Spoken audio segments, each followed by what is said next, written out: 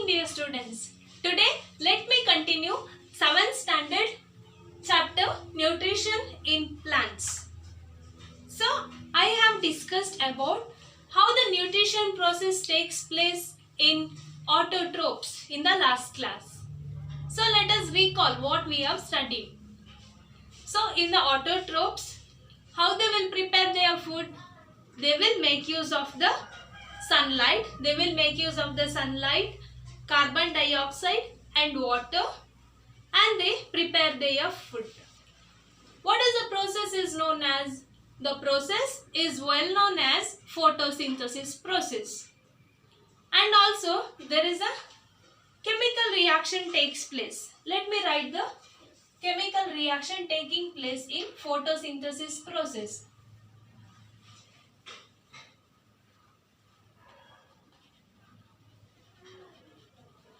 In the photosynthesis process, I can write the chemical reaction like this way. Carbon dioxide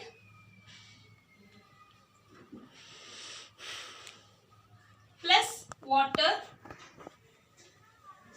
in the presence of sunlight and chlorophyll. Chlorophyll is important for the photosynthesis process.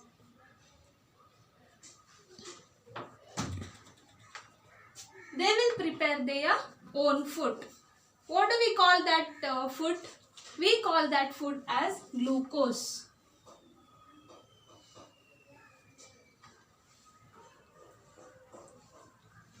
And what is released during the photosynthesis process? During the photosynthesis process, oxygen is released. So, plants, autotrophs. The green plants prepare their own food by making use of carbon dioxide and water in the presence of sunlight and chlorophyll. What is chlorophyll? Chlorophyll is a green substance that is present in green leaves. They prepare their own food. That food we call it as glucose. And they release oxygen during photosynthesis process.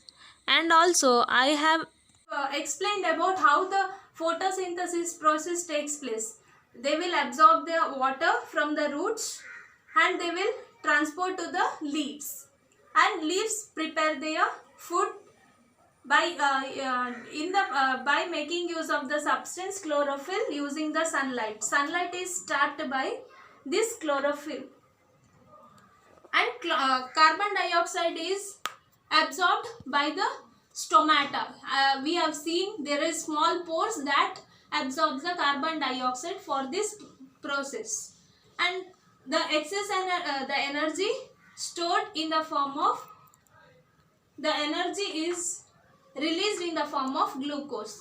Also, they prepare large amount of food during this process.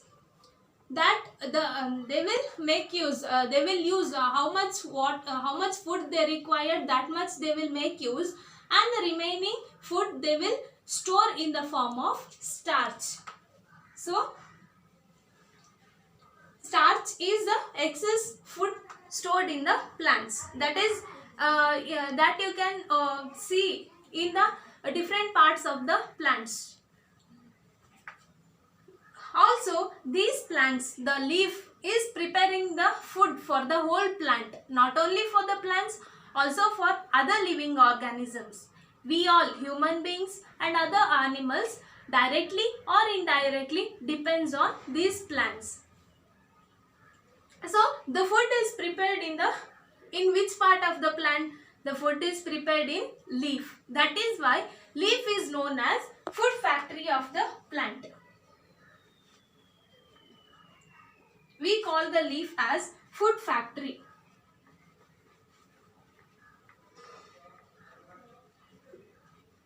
What and all works takes place in factory? Factory is when we say the word factory, what comes to our mind? Factory produces some things. Okay, like that, leaf is preparing the food. Leaf is preparing the food. That is why it is a producer. That is why it is known as food factory of the plant.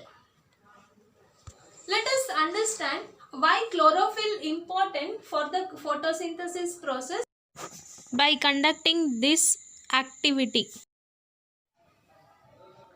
And also there is one more activity to understand what is the importance of sunlight for the photosynthesis process. I will show this video for you. Experiment to prove that light is essential for photosynthesis. Materials required: potted plant, clip, piece of black chalk, and iodine solution. Take a potted plant with wide leaves.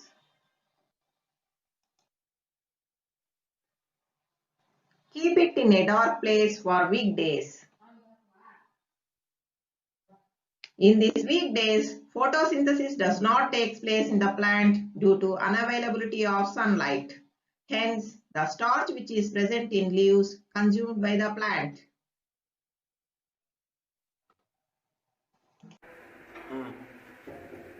Now, leaves are free from starch.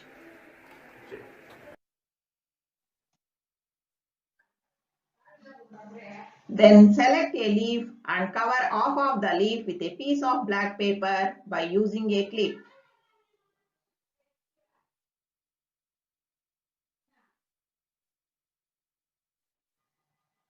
Keep the entire setup in sunlight for 4 to 5 hours. Here, the part of the leaf does not expose to the sunlight, which is covered by the black chalk. Detach the leaf from plant.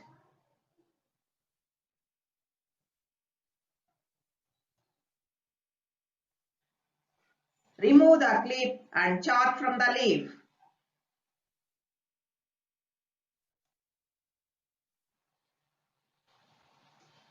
Boil the leaf in methylated spirit over a water bath till it becomes pale white.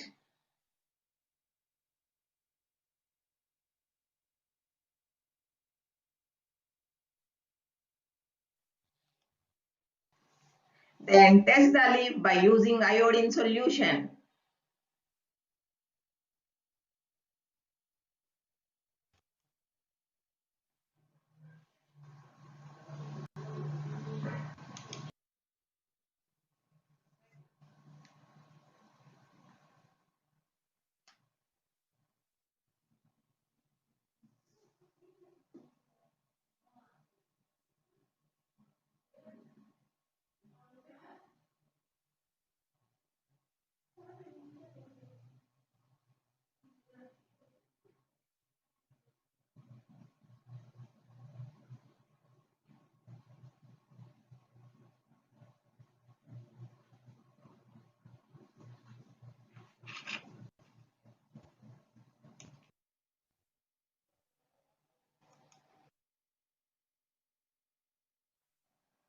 Part of the leaf which is exposed to sunlight turns into blue-black color.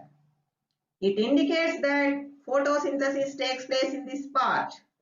Part of the leaf which does not expose to sunlight doesn't turn into blue-black color. It indicates that photosynthesis does not take place in this part. So, this experiment proves that light is essential for photosynthesis.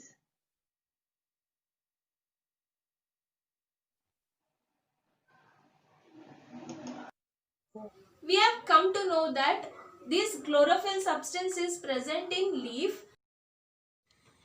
In activity 1.2, there is one more thing. Do plants require carbon dioxide for photosynthesis? Let us understand it through this video. Do plants need carbon dioxide for photosynthesis? Let us verify this by performing an experiment. Requirements: 2 potted plants of same size, glass plate, bell-shaped jar, watch glass, beaker, petri dish, Bunsen burner, forceps, dropper, potassium hydroxide, ethyl alcohol, iodine, water. Procedure. Take 2 healthy potted plants which are nearly the same size. Keep them in a dark room for 3 days. Now place each plant on separate glass plates.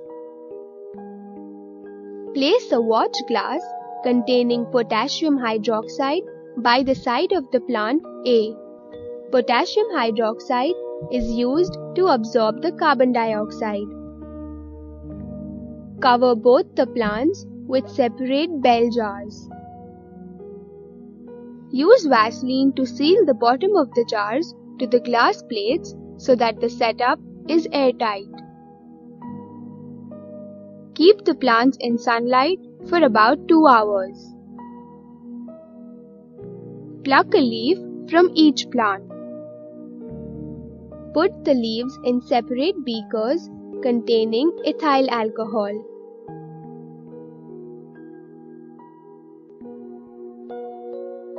Place the beakers in boiling water and heat them. Alcohol will decolorize the leaves by dissolving the chlorophyll present in them. Now wash the leaves with water.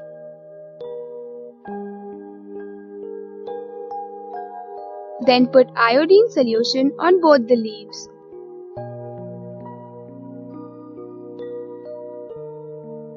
Check the leaves for the presence of starch by iodine test. Do both the leaves show the presence of the same amount of starch? Observation. The leaf from pot A remains unchanged in the presence of iodine. Thus, starch is not present in it. The leaf from pot B turns bluish in the presence of iodine. Thus, starch is present in it. What can you conclude from this activity? Potassium hydroxide placed near the pot A absorbs all the carbon dioxide. Hence, plant A cannot perform photosynthesis. Plant B does normal photosynthesis by utilizing carbon dioxide from the surrounding air. The leaf from pot B therefore shows the presence of starch. Thus, this experiment proves that carbon dioxide is necessary for the production of food, in other words, for photosynthesis. Okay, let us see the importance of photosynthesis process. During the photosynthesis process, excess glucose is stored in the form of starch. Excess glucose is stored in the form of starch.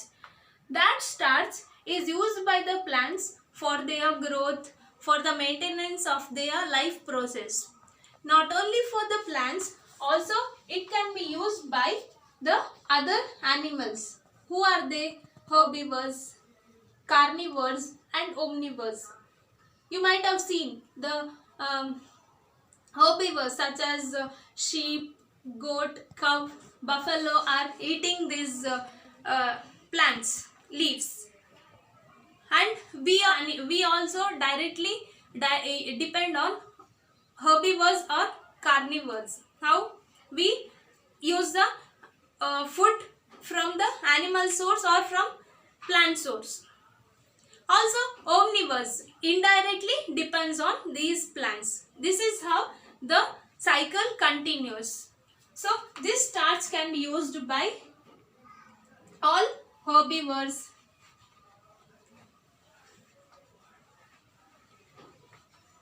carnivores,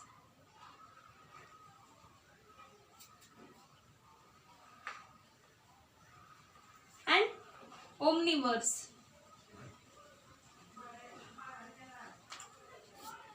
I'm not saying we all directly depend on these plants. Okay.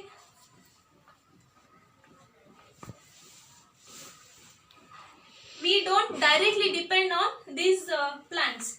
We depend on directly or indirectly on these plants. This is one of the important of photosynthesis. photosynthesis process. So what is another importance of this photosynthesis process? If only plants keep on use carbon dioxide, release oxygen, what happens to the oxygen level and carbon dioxide? One side oxygen level increases, and because of more consumption carbon dioxide level decreases. So in order to balance this carbon dioxide and oxygen in the environment, we need this photosynthesis process. During the photosynthesis process, level of carbon dioxide and oxygen is maintained by other animals, other living organisms in the atmosphere. Okay, till now I have discussed about the photosynthesis process and its importance. Let us move on to how the nutrition process takes place in heterotrophic plants. Let us discuss now in detail. So, till now we have discussed about the nutrition in autotrophs. All the living organisms, they are not capable of preparing their own food for their growth. So, some plants, animals and some bacteria, they directly or indirectly depends on these autotrophs. So that is a kind of nutrition. They will take the nutrients from these autotrophs. So that type of nutrition we call it as heterotrophic nutrition.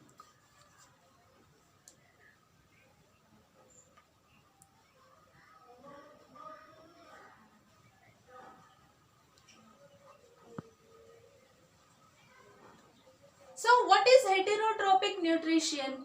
Heterotrophic nutrition is a kind of nutrition where the living organisms depends directly or indirectly on autotrophs. Directly or indirectly on plants. Especially on green plants. Some plants, animals and some bacteria follow this type of nutrition. So, such living organisms is known as heterotrophs.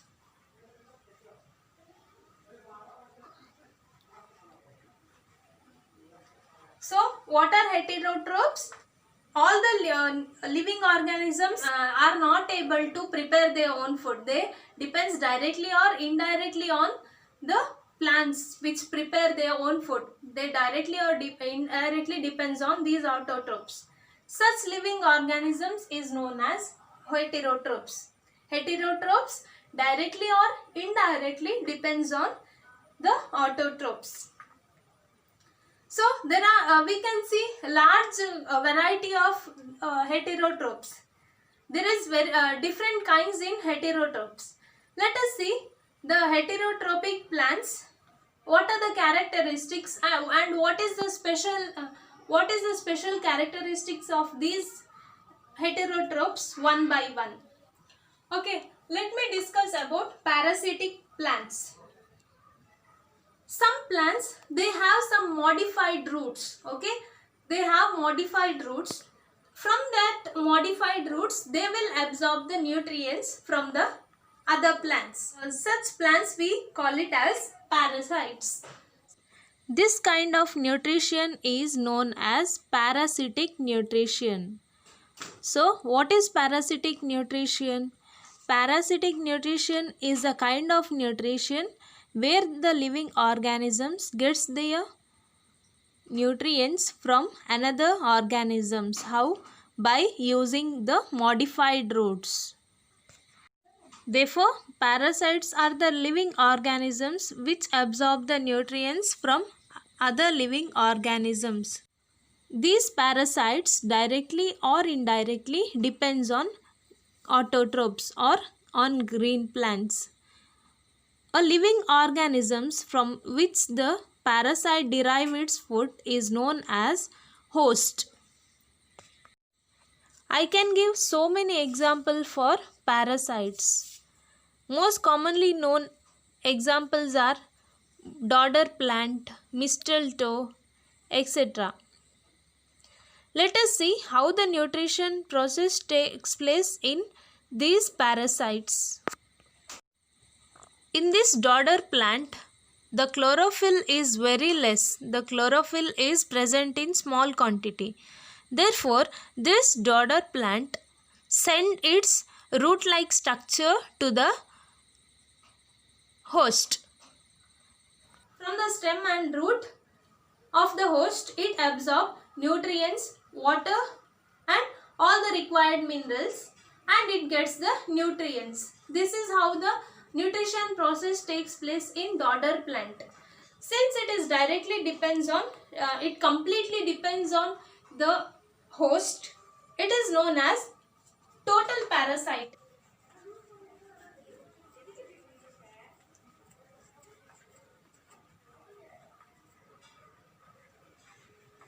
Example is dodder plant.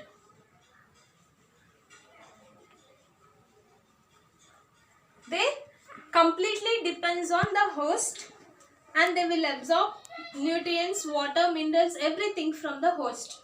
That is why it is known as total parasite. There is one more example for the parasites, that is partial parasite. In the mistletoe plant, it have the green substance, it has a chlorophyll, so it is capable of preparing its own food.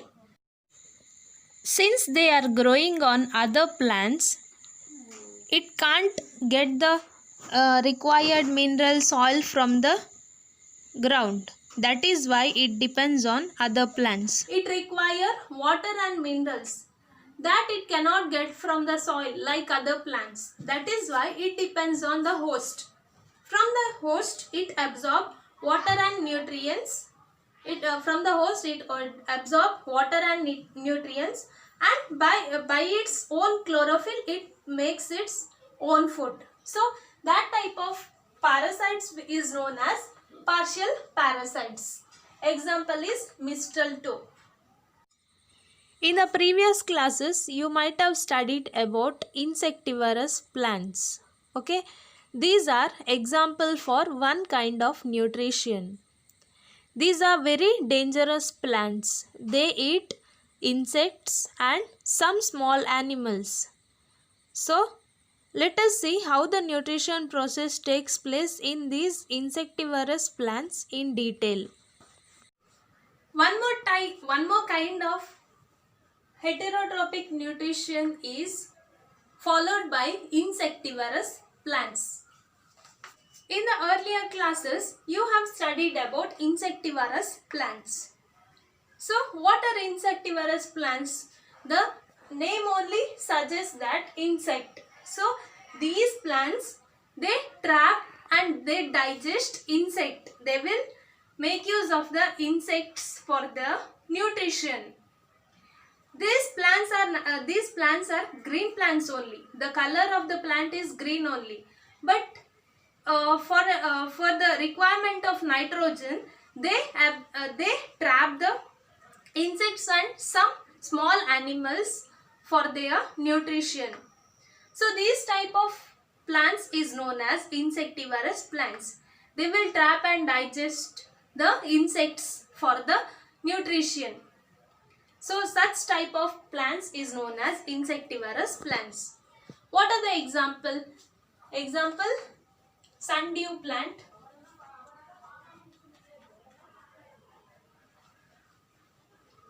and Venus flytrap,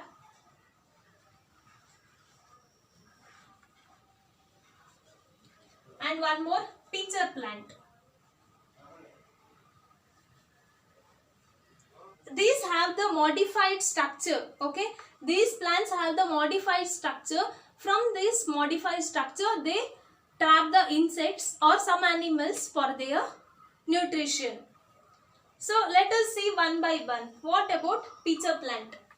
The pitcher plant have the pitcher-like structure. If you see the plant, there is a structure like pitcher. Like pitcher is nothing but the large jug-like structure is there.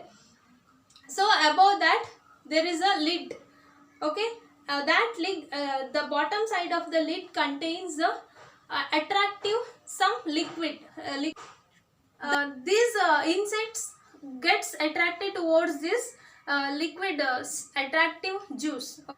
They will go and sit on that lid of the pitcher plant, and this gets closed and it starts digesting the insect. Then it starts synthesizing the materials and it prepare the food and they will absorb the nutrients. This is how the nutrition process takes place in pitcher plant. One more thing is Venus flytrap. Okay, if you see the plant only, you can understand it better. The structure, the midrib is connected towards the whole part of the body. Lobe like structure is there. When the insect sits on the lamina of the leaf, it gets closed and it start digesting the insect for the requirement, and they will absorb the nutrients from the insects. This is how the nutrition takes place in Venus flytrap. There is one more group of living organisms follow one kind of nutrition, that they are saprophytes. So let us see how the nutrition process takes place in these saprophytes. What are these saprophytes? You might have observed at home in the kitchen, if you cut and keep the coconut open for 3-4 days, you can observe the fungi formation in the coconut. Okay, the white color sponge type structure you can see. Or if you keep the bread packet open, there you can see the formation of molds, or you might have conducted the activity to observe the formation of molds in bread slices. So such living organisms is known as saprophytes. What are saprophytes? Saprophytes are the living organisms that gets their nutrients from dead and decaying materials. So this type of nutrition is known as saprophytic nutrition. What is saprophytic nutrition? Saprophytic nutrition is a kind of nutrition where the living organisms derive its nutrients from dead and decaying materials. Example, fungi and some bacteria and molds, etc. They will absorb the nutrients from the dead and decaying materials and they convert them into simpler form. The role of these saprophytes is very important to balance and to maintain the cleanliness of the environment. They keep the environment clean by decomposing the dead plants and animals. You might have observed in the nature, the people might be planting the araknut plant and black pepper plant together. So the both plants get benefits by each other. That is why. So there is some relationship occur in between these two plants. Okay, that type of relationship is known as symbiotic relationship. A relationship between two organisms that benefits both is called symbiosis. The living organisms which involved in this type of relationship are known as symbionts. You might have seen on the bark of the tree some green things are growing. Okay. So this is an example for symbiotic relationship. So this is a lichen. Here lichen is the association of two living organisms, that is alga. The green substance you can see, no, that is alga. That is an autotroph, and above that you can see fungus is growing. That is a saprophyte. So Here both gets benefited by each other. Here alga is a autotroph, so alga prepare the food, and this fungus, the fungus growing on alga is benefited by this alga. Here fungus absorb the water and nutrients required for its growth and development. This is how the relationship continues in lichene.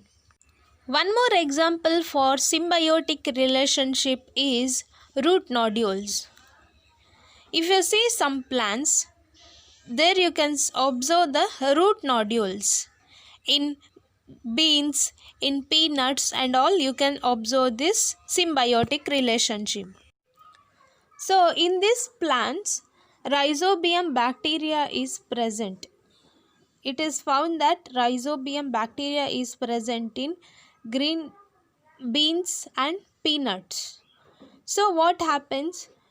How it helps the plant? Okay, it absorbs the nitrogen from the air and convert it into usable form that can be used by the plants. Till now we have studied that the autotrophs prepare the food. What do we call that autotrophs? Producers. We call autotrophs as producers. They produce the food. How? They absorb the nutrients, soil, water and minerals from the ground, and they will absorb the nutrients, and they, by making use of sunlight and chlorophyll, they prepare their food, and that process is known as photosynthesis process. And the excess food, who will make use of the excess food? The plants use for their growth and development. Also the other living organisms, heterotrophs. Who are they? Heterotrophs consume this excess energy, excess food prepared by the autotrophs.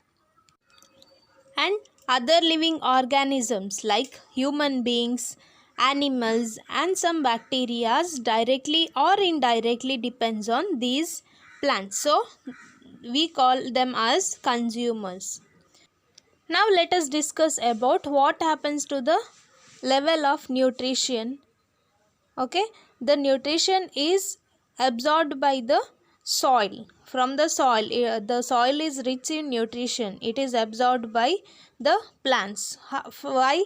For preparing its food. So the nutrition is is transferred from soil to the plant, soil to the producers. Then what happens? They will make use of how much nutrient is required, that much they will make use, and excess nutrition is transferred to whom? Excess nutrition is transferred to consumers. Who are they? Animals, some bacterias and human beings, etc., other living organisms. So here also there is transfer of nutrition. There is transfer of nutrition from plants to consumers. So here after what happens? After they will consume the nutrients and they will grow, they will live for certain period and they will die. Over a period of time they will live, and after some time they will die, the producers and as well as these consumers. So after the death of these living organisms, what happens? It remains as the waste. Once they die, what happens? The decomposers in the environment, they will play the role of cleaning this environment. So they will keep the environment clean. How? They will split this living they will split the dead living organisms into simpler form, so they will absorb the nutrients for their growth and development. Here also the life cycle continues. They will consume the nutrients from the dead plants and animals and some decaying materials. So here also there is transfer of nutrients from dead producers and dead consumers.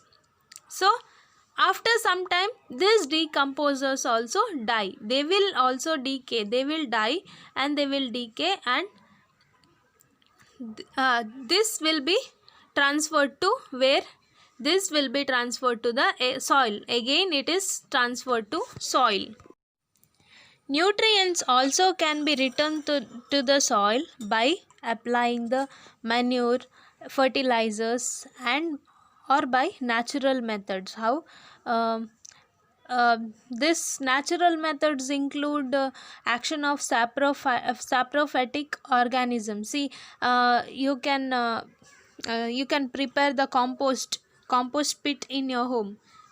So that increases the fertility of the soil. So this is how the nutrients can be transferred to, again it is returned to the soil. So this completes one cycle. This cycle continues. There is no limit for this cycle. This nutrition cycle continues. In this chapter we have discussed about nutrition in plants. Okay, if you have any doubts, please ask me. Thank you, students.